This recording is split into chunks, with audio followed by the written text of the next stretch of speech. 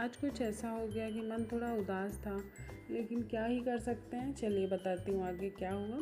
मैं यहाँ शाम के बज गए थे 5 और मैं ग्रीन टी अपना एंजॉय कर रही थी। उसके बाद कपड़े सूख गए थे, कपड़ों को हैंगर से निकाल के ले गए अंदर। अंदर देखा रूम पूरा मैस हुआ पड़ा था। फिर सारे कपड़े को फोल्ड किया अच्छे से, रूम पूरा क्लीन किया। क्लीन करने के बाद अपना सारा कपड़ा कबर्ड में सेट किया। उस कबर्ड में सेट करने के बाद मैं आ गई जोत जलाने। जोत जलाने के बाद फिर मैं दरवाजे पे भी जोत जलाई। दरवाजे पे जोत किस किस के यहाँ जलती है आप लोग प्लीज़ बताइएगा मुझे।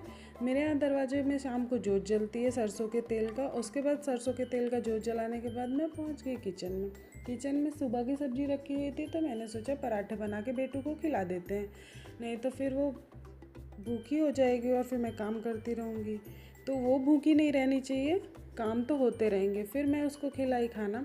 खाना खिलाने के पहले उसके नखरे देखिए। पहले उसको टीवी में अपनी पसंद का ही लगवाना है, उसको अपने पसंद का लगवाना है, उसके बाद ही बैठेगी खाना खाने। फिर वो बता रही थी मुझे कि कौन सा लगाऊं, फिर मैं उसके पसंद का लगाई। फिर वो बैठी खाना खाने। उसको खाना खिलाने के बाद मैं दोबारा से पहुंच गई किचन में। पूरा किचन अच्छे से किया क्लीन। क्लीन करने के बाद दूध भी बॉयल होने के लिए रख दिया था। उसके बाद किचन क्लीन करने के बाद बर्तन वर्तन क्लीन करने के बाद सारा काम कंप्लीट करने के बाद मैं बाहर पहुंची तो देखी मेरी बेटू सो गई थी।